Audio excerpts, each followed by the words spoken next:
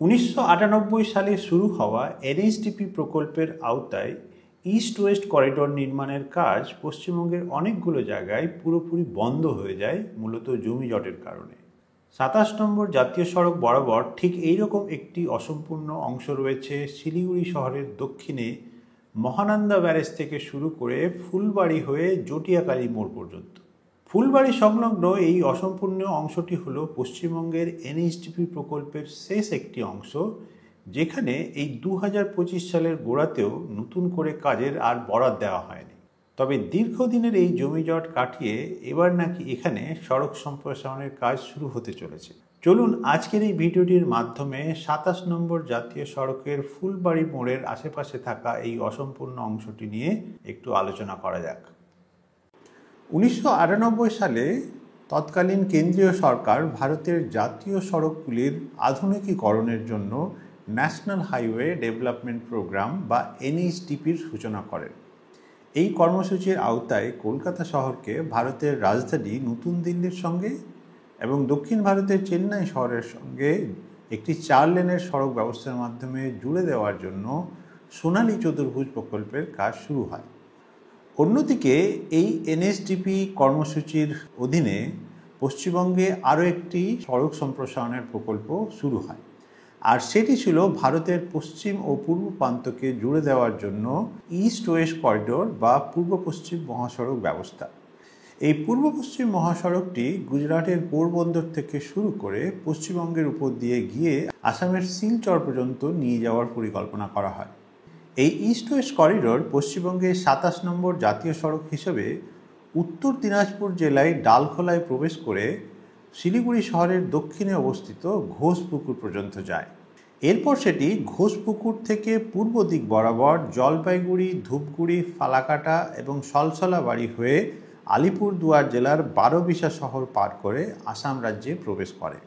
পশ্চিমবঙ্গে এই east West corridor প্রকল্পের আওতায় বেশ কয়েকটি অংশে সড়ক সম্প্রসারণের কাজ শেষ হয়ে গেলেও মূলত জমি জটের দরুন অনেকগুলো অংশে সড়ক সম্প্রসারণের কাজ পুরোপুরি বন্ধ হয়ে যায়।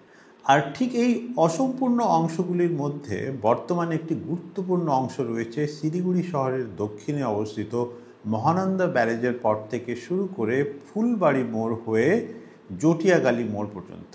এই অসম্পূর্ণ অংশটি রয়েছে বিন্নাগুড়ি মৌজায়, আর এখানে অসম্পূর্ণ সড়কের দৈর্ঘ্য প্রায় 5.5 কিলোমিটার। সৌভাগ্যবশত অতি সম্প্রতি জমিজট কাটিয়ে ভারতের জাতীয় সড়ক কর্তৃপক্ষ এই 5.5 কিলোমিটার অংশে সড়ক সম্প্রসারণের কাজ সম্পূর্ণ করার জন্য একটি নতুন নির্মাণকারী সংস্থাকে সড়ক সম্প্রসারণের কাজের বরাদ দিয়েছে।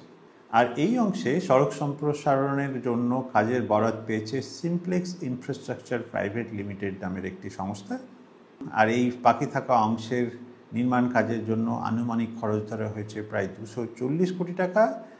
এখানে একটি কথা উল্লেখ করা প্রয়োজন, এই 27 নম্বর জাতীয় সড়ক ফুলবাড়ি মোড়ে 2 নম্বর এশিয়ান হাইওয়েকে পার করে জলপাইগুড়ি শহরের দিকে চলে যায়। এই 2 নম্বর এশিয়ান হাইওয়ে একদিকে কাঁকরভিটা সীমানা দিয়ে নেপাল এবং অন্যদিকে বাংলাবান্ধা সীমানা দিয়ে বাংলাদেশকে ভারতের সঙ্গে সড়ক পথে সংযুক্ত করে। আর এই নতুন প্রকল্পের অধীনে এই 2 নম্বর এশিয়ান হাইওয়েকে পারাপার করার জন্য 27 নম্বর জাতীয় সড়ক বরাবর তৈরি হতে চলেছে প্রায় 2 কিলোমিটার লম্বা একটি ফ্লাইওভার। ফুলবাড়ি মোড়ের কাছে এই নতুন ফ্লাইওভারটি তৈরি হবে পুরনো রাস্তার পরিবর্তে একটি নতুন অ্যালাইনমেন্ট দিয়ে। আর এই নতুন ফ্লাইওভারের নিচে বিভিন্ন জায়গায় রাস্তা পারাপার করার জন্য থাকবে আরও 3টি অতিরিক্ত আন্ডারপাস। এছাড়া জটিয়াকালী মোড়ের কাছে তৈরি হবে প্রায় 800 মিটার লম্বা একটি ওভারব্রিজ। এছাড়া মূল রাস্তার দুধারে স্থানীয় যানবাহন যাতায়াত করার জন্য তৈরি হবে সার্ভিস রোড।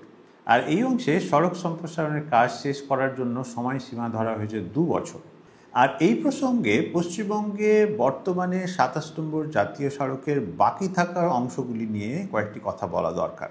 আপনারা হয়তো জানেন যে 27 নম্বর জাতীয় সড়কের ফালাকাটা থেকে শুরু করে আলিপুরদুয়ার শহরের কাছে অবস্থিত সলসলাবাড়ি পর্যন্ত অংশে সড়ক সম্প্রসারণের কাজ বর্তমানে চলছে।